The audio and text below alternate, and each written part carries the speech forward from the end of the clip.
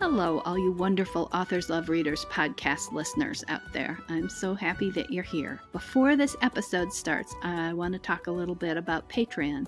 And the first thing I want to say is we have a charter Patreon supporter, Linda D. I'm so excited that we have a Patreon supporter and that she was the one who broke the ice and started us. And amazingly, then we have two more supporters who came right behind her. We have Jennifer S. and Laura D. We hope more of you will join Lisa, Jennifer, and Laura in becoming a Patreon supporter of Authors Love Readers podcast. And I wanted to talk a little bit about why I'm asking for your support of the podcast through Patreon donations. Let me tell you, it's really hard for me to ask. As my friends would tell you, I'm not good at asking for help at all. The reason that I set up the Authors Love Readers podcast, it is not for me as an individual author. It's strictly for the podcast. I would love for the podcast to become self-supporting because I've been supporting it to this point. The expenses include having the podcasts edited, because you'll be surprised to know we talk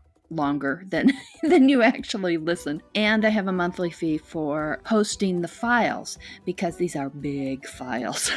And what I would love is to have people donate, a couple dollars a month would be terrific. It would be a sign of support and it would help defray some of these costs. So that would be the way I could keep the podcast going on. And I hope you'll consider that. Thank you.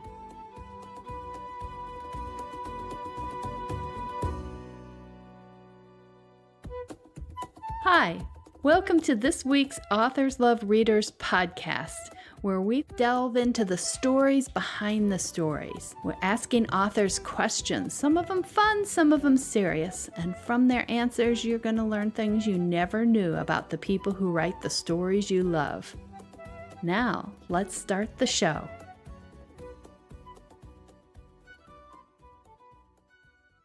Hi, and welcome to this special edition of Authors Love Readers podcast.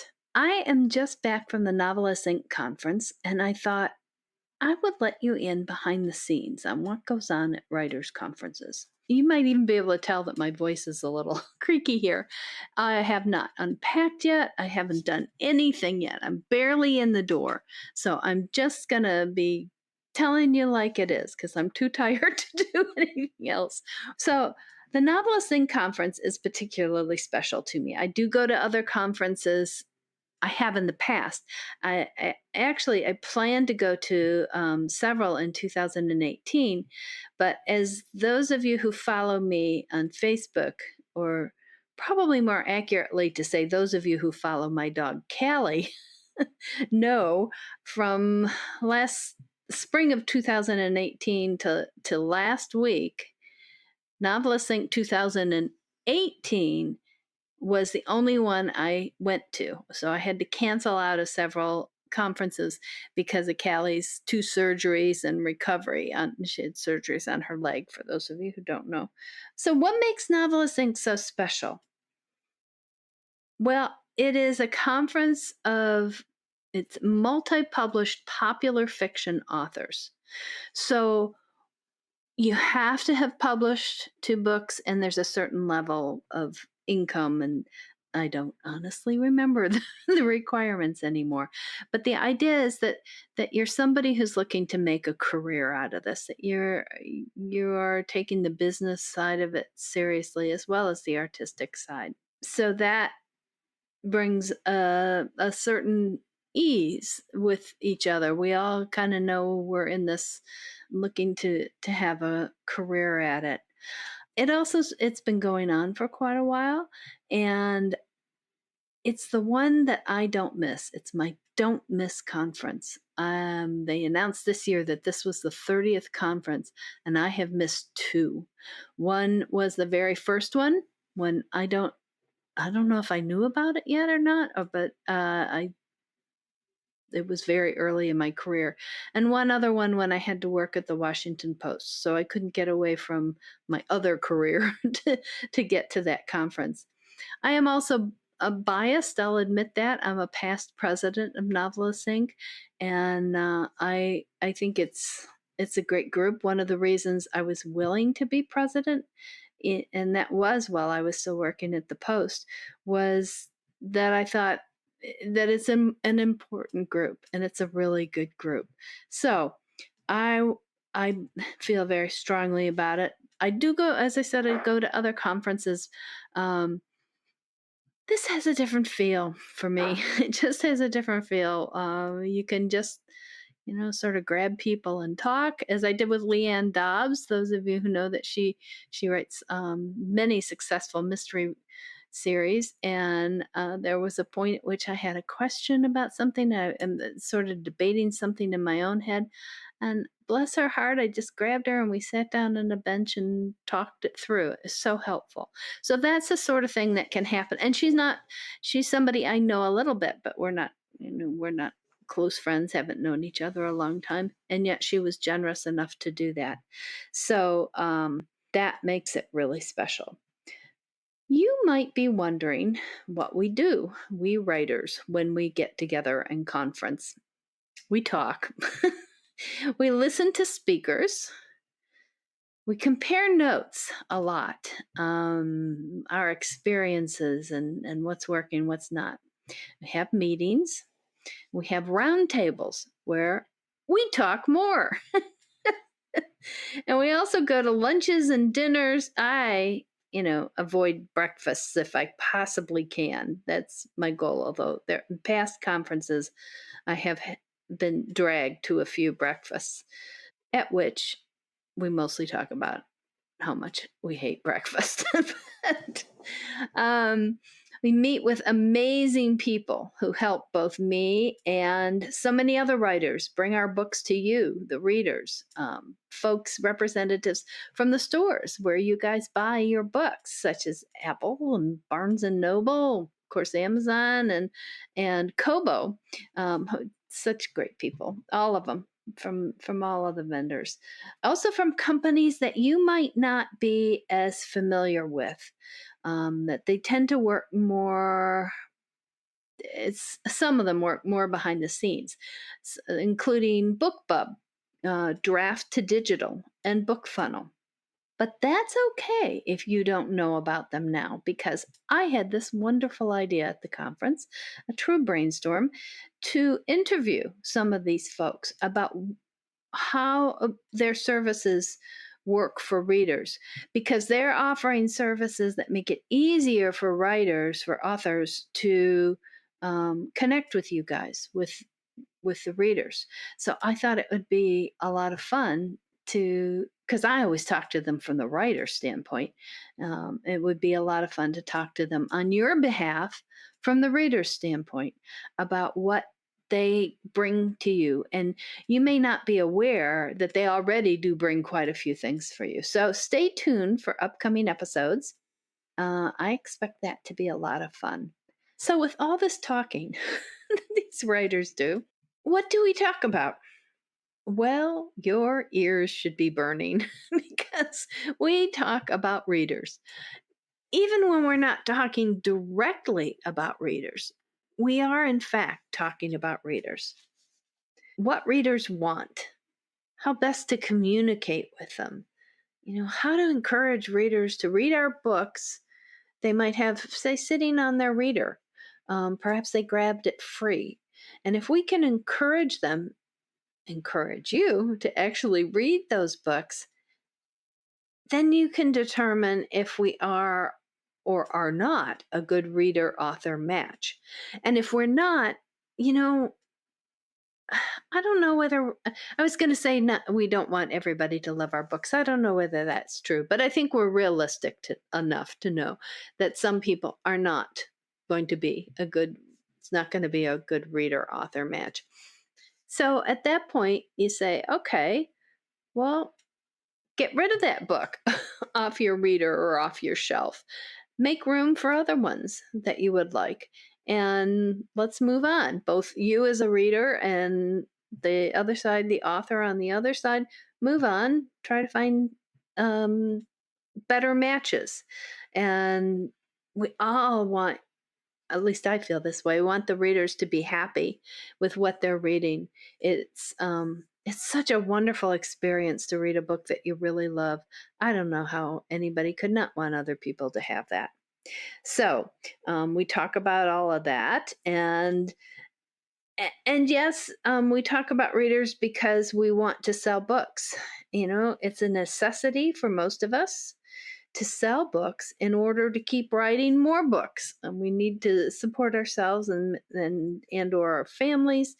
Some of us have a dog with a treat addiction that needs to be supported. But we also want to sell books to readers who will love our books. And that brings us back to that reader author match. So there is talk about how to do that, like in writing book descriptions, how best they can convey to the browsing reader that this particular book might be a good read for them. And I will tell you the truth. I do not like writing book descriptions. These are the blurbs that are on the book page on the various retail sites and also on my website and stuff. I if I could have written the whole story or conveyed the whole story in 4 or 5 paragraphs, I wouldn't have written a book. I would have just told it right there in the short form. But they beat it into my head that this is beneficial to you guys, the readers, um, and therefore, eventually, it's beneficial to me too, and I have to do it. Um, but if you ever have good ideas about how to convey what a book feels like, boy, I'd love to hear it because it's one of the toughest jobs I think in writing to do that. We also, so in addition, to these book descriptions, we also talk about search engine optimization, SEO. I never in my life thought I would worry about SEO, but here I am being concerned about SEO because it's a way, again, to help readers find the writers who are writing the books that those readers will love. So we're always trying to be discovered by readers and to make it easy to be discovered by the readers who would most love our books. Um, it's not an easy task. And that brings us to the wonderful topic of metadata. And we have to go in when we load up a book and we have to choose categories to put the book in and choose keywords. And there are all sorts of tactics. And the keywords can also appear in these book descriptions. And the tactics are, again, with the goal to find the readers who will love our books and to convey in this description and with these keywords to the reader what the book offers, so you then can also make the decision whether or not it's a book you want to read. We also talk about newsletters a lot, how best to communicate with those readers who've loved our books enough to actually sign up to receive our periodic emails. I'll tell you one writer who's been on the podcast, Jennifer Stevenson. She has a trail cam, and she was telling us about this. And she shares through her newsletter and social media the adventures of the wildlife passing through her yard, including a possum family that folks are just crazy about. And after this, I am so considering a Cali cam. I don't know how I'd set it up so humans were not caught in it, particularly this human who, among other things, wears the most disreputable clothing in the world in order to write, thinking that will keep me from leaving the house. It doesn't always work. Okay, back to what we writers talk about at conferences. Another huge topic is advertising in all its shapes and forms, which are many, many, many, and continue to multiply. As much as many of us didn't include advertising in our growing up dreams of being an author, that was never part of the vision. It's become what I would consider a necessity. The retailers, for a lot of reasons, don't make it as easy for a book to be just uploaded to their site and have it be discovered by you guys. The volume of books that are there make that more difficult, as well as some efforts by the vendors to, make money. They want to make more money. Aren't we all surprised by that?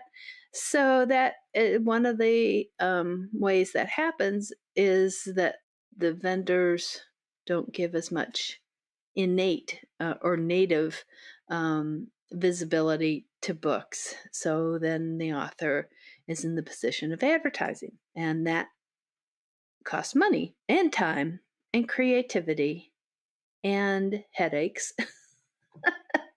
One of my very favorite things to do. But you guys as readers have the ultimate power, and you can help tremendously. If you love an author or love a particular book, spread the word.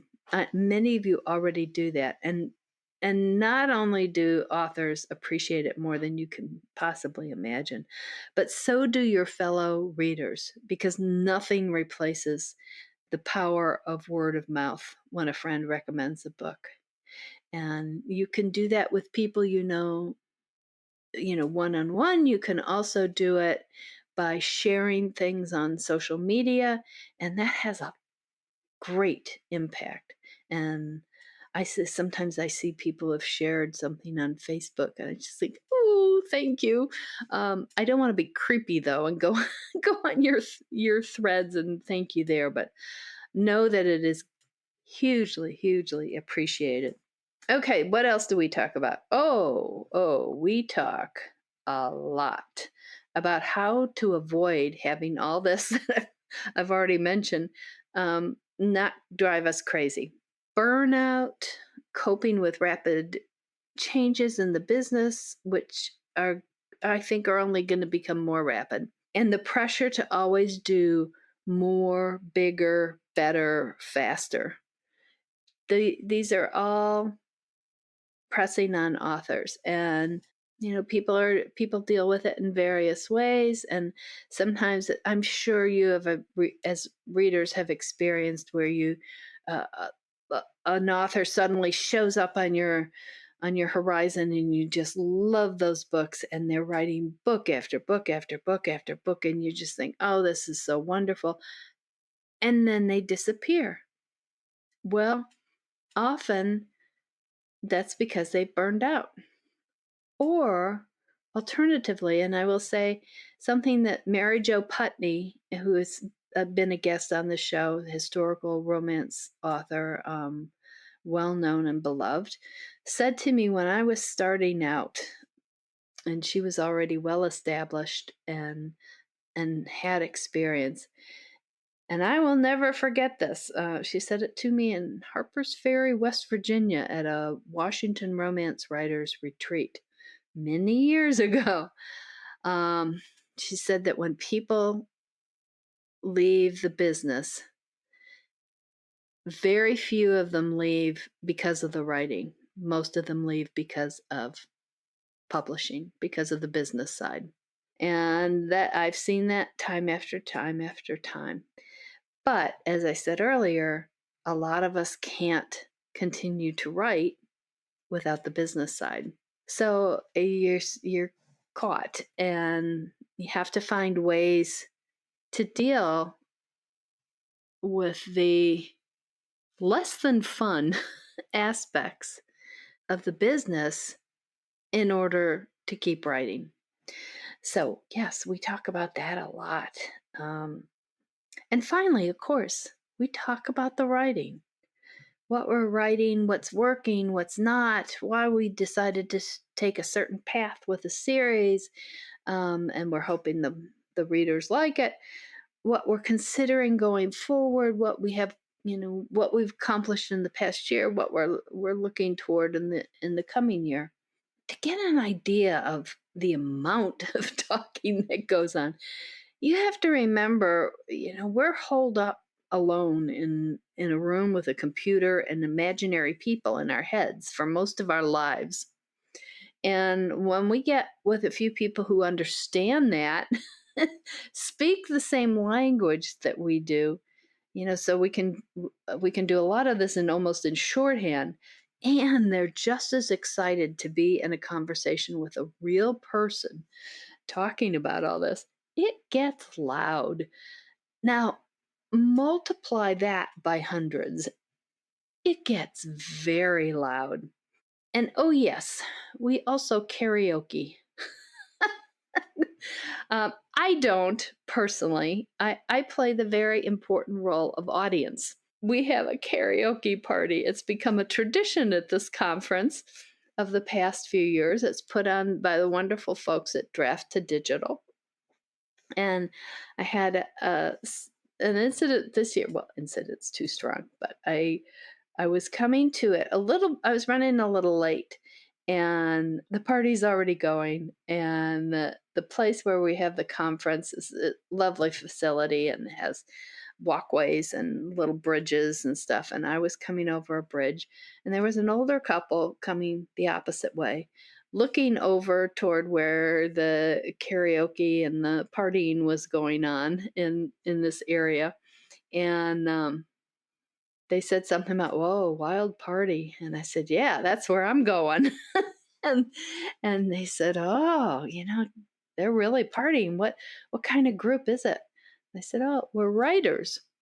And they got this look of utter astonishment on their faces and said, "Really? Writers?"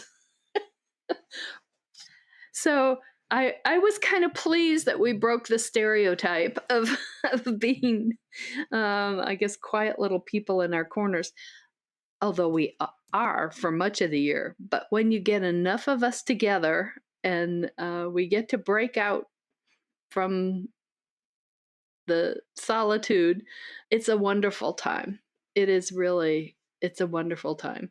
And I have come back from this one tired, a little hoarse, with a huge, huge list of to-dos.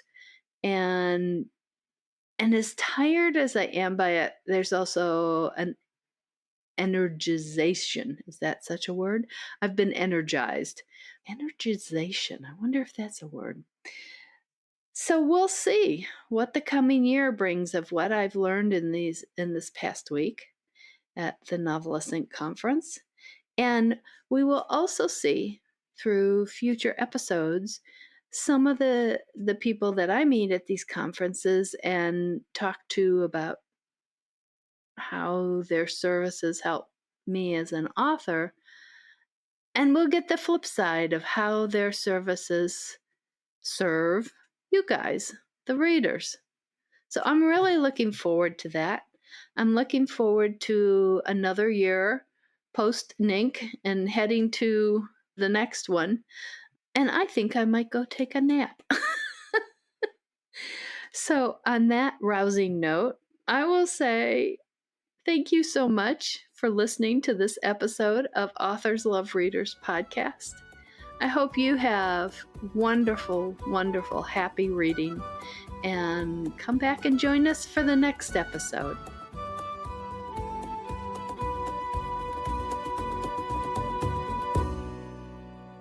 That's the show for this week.